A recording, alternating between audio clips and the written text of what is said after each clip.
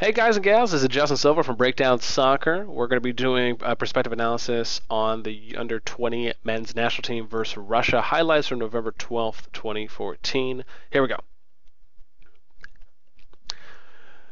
And so right off the bat here, notice it's an insta pass back, and then they send two guys up to the middle. Now, ideally, I would have thought there would have been a little bit more of a spread, as in it's a pass, and this is almost, so to speak, a set play, right? Where you have the two guys branch out this way, and then he gives the pass back, and then the pass comes here, and then it comes right back up. And so I just would have thought, he would have tried to been here around this area, and same with this guy, right, on the corner of the ring, which would have been a little better perspective-wise, and then you just have your wingers already go. If this guy was already here, a little bit better position, though, this is a simple lead-on pass as well. So he gets the ball, right? And again, easy pass here. This guy's already hitting the run-on, so it can effortlessly become this to this, right? And then this guy just hits his run like that. So again, right, potential that could have happened there, but didn't. And okay, so there we go with the pass in. Ends up force kicking the ball there. Could have been a little more patient. Okay, so here's a great example of why I feel a zone is just completely killer, as in, like, does nothing for you. So he gets the ball, right? Notice how positioned this guy could have been back here, right? Because this guy was already covering him there. So you could have provided an outlet there, which would have been good. This guy's positioning probably should have been somewhere around here. So here, that would have provided an easy back. Again, he couldn't have passed through the guy, but could have been a down the line maybe. No matter how you look at it, his best alternative at this point would have been to either try to make a move inside for a pass, or try to make a move inside outside and then pass to 10, or kick a long ball if he didn't want to go for the higher percentage play, which was right behind him. Okay, so right here is where I'm going to show you the clustering that happens. Okay, prime example here, right? Two guys stepping over to one player, and again, notice how they don't cut off the passing lane, right? They do leave it open, which you can easily see here, and you'll see the pass coming. So it comes, and then an inside pass. Now, I like the read here by this player because, again, and if we just rewind it for a little bit, right, he just missed the step. But let's look at his positioning, right? So we're going to follow him and see where he's looking. So he sees the pass. He steps right here, a little bit late, probably could have been a little bit sooner, and but again, a good reaction there from the white player who lets the ball come on the inside of his body and lets it go in front of him instead of taking that initial touch, which probably would have been either a ball loss for him or a fight between him and the U.S. player. So then, right, you ended up having these two players, which, let me rewind one more time. Okay, so right here, you see two players jumbling, and then, right, which is here and here after the third guy lost, and now you just create this open space for players to work in. So, again, this is what happens when you're doing somewhat of a zone and you're not playing something more of a man-to-man. And now number 7 having to sprint a little faster, right, and again, just burning physicality. In a sense, pointlessly, and then you just have the shot happen. And again, I want to point this out is that the reason why that shot was, regardless of that, it did transition into a goal. It was the fact that he was left open for far too long, and no one was really applying too much pressure because of the fact that they had to catch up to him. So let's play it one more time. Right, you see the pass out, and then like right here, just notice how much space. I mean, there at least has to be a minimum of 10 to 12 feet of space there before he came in for the shot, right? And then he spreads, goes wide, and then they split him, right? There wasn't any pressure there that was put on. They played very lax in that situation.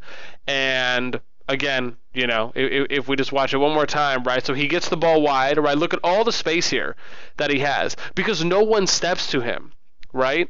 And this is what happens when you're playing a zone instead of your man-to-man. You're always going to leave people open. So, and again, all that guy needed apparently was just a little bit of space. And, I mean, what a shot. Far right post. Maybe about halfway up, though. All right, so here we go.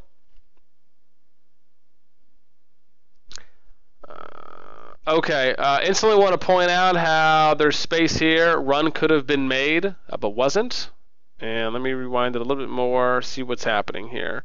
So guy wide, little bit of space here. There is space down the line too as well. No one's really showing right now, as in no one's showing here. This guy should be wider over here, spreading out the defense, which means that this guy has to either go wide or press in, which might give an easy dish out there. This guy should be farther back here. Again, spreading out the defense, right? I mean, look at how much of the field is being utilized right now, right? You have all this that isn't being utilized, all this, even the width here isn't being utilized. So, again, a little too compact for me. So he ends up pushing it in, passes it out wide. And again, notice how everyone immediately shifts over. Why is no one over here? Why is no one on the left wing? Right, spreading wide. I don't understand why we're utilizing half of the McDonald's play place when we could be utilizing everything, including the bouncy ball pit. Okay. So pushes in, passes off, long ball, ends up hitting the through ball there. Little bit of a move, and it ends up missing. Ooh, wow. What a counter there. And I want to point this out. It was an accidental shot, accidental play, more so, into really just kind of a we got lucky situation. And again, let's look at the playthrough setup here that happened. Starts here with number 7, where he does an instep. He plays it through and dishes off here to the wing guy, and then number 10 comes in. Now number 9, first off, number 11 should have been way farther up already. He should have at least been in front of the ref, a little bit over here to the left, around this area. And number 2 should have been spreading a little more wide. I would have liked him to be anywhere kind of around that general area there. So let's play. The pass through, and again, I want to point this out. Notice how number 10 was slowing his pace down a little bit. He still could have maintained the same pace, and then his teammate could have put a little more pace on the ball itself, and that would have even transitioned good. And again, look at number 11, right? Notice how an easy drop back pass right here could have came in for a great boot shot, right? And kind of a power play, so to speak. He ends up trying to take it by himself. No one's there. Again, deflection.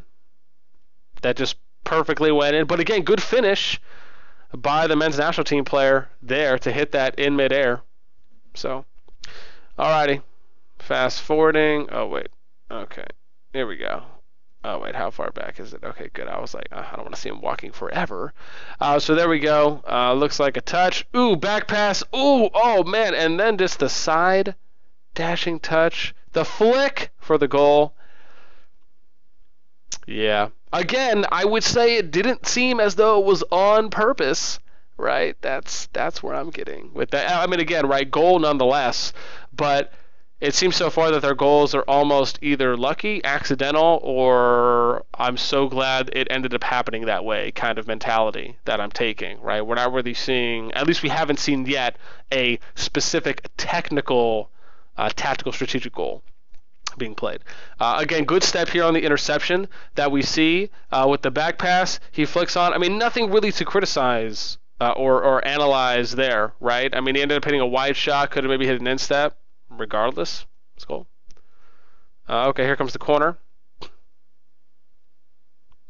And good boot there. It was right into a U.S. player. Again, why are we seeing pressure here on this guy? Not sure why this guy, you're closest in that situation. This guy's picked up him. He's connected here. Not sure why we didn't see a fast push out in that situation. This guy can pick him up.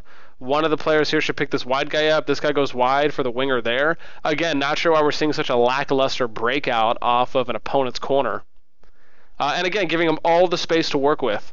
And, oh, wow, it goes right back to the winger and then right in for the in shot. Potential goal. Again, this is probably the best example of how you play the lackest form and most lack of effort form of defense.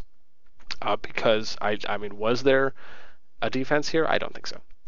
But hopefully it's something that, you know, again, if any of them did watch this video and say to themselves, wow, that was a really weak breakout, right? We should put more pressure and more high pressure, that too as well, if we're using basketball terminologies.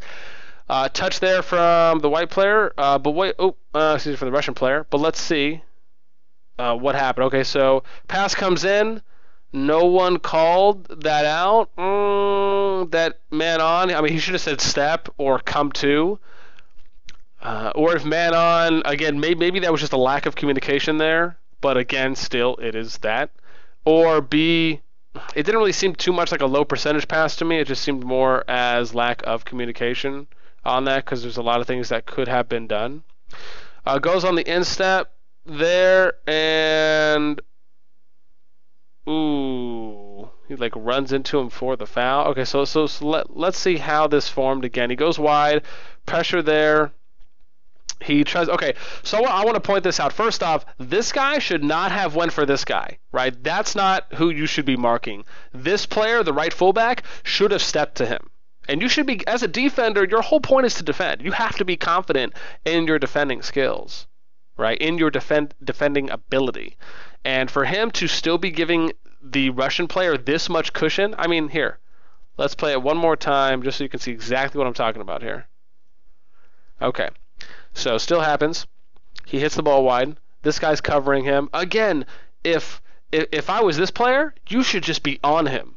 I mean, to the point of where maybe you're giving him a foot to maybe a foot and a half of cushion. Think of he's the wide receiver, and you're covering him. That's your mark, right? Excuse me for not knowing the specific position there in football for who the opposite of the wide receiver guy covers on the opponent's team, but still. Not sure why he wasn't closer there in that situation. The guy runs in. I don't even know how this was a foul. Let me watch it one more time. Oh. So he came in behind the player and utterly tripped himself. In this situation, again, I haven't read the entire rule book on refereeing, but I would say that if an opponent is coming in behind a player and that player does not see him because the opponent is coming in from his blind side, and then he stumbles over the opponent that he, in a sense, purposely ran into, that should not be a foul on the U.S. team. I would say that should be either a foul on the Russian team or you just let it play. Ooh, the block. And then the follow-up. Alrighty. And, hang on. Went a little too far. Here comes the corner. U.S. corner. Actually, really nicely placed a little middle. I don't know exactly what happened here. We're going to rewatch this because there was a foul on the play. Oh, okay. Oh, it was right here. Yeah, that's where it was. It looks like he pushed him down. We would have to rewind it one more time just to see. Here, exactly. So right in the middle. Yeah, he was holding him. That's what it was. Okay. Alrighty. Right in the middle. Middle left. I like the 40. I like the 40-yard line from the left side, if we want to be specific. Okay, flat ball with pace. Brings it around, shot in, hand. Oh, wow. Indirect, unintentional, but handball nonetheless. Here's another shot. 4-3 off 2 PK. So, do they end up winning? It looks like probably. We'll see if it comes down to the final here. Okay, so last play, yeah, 4-3.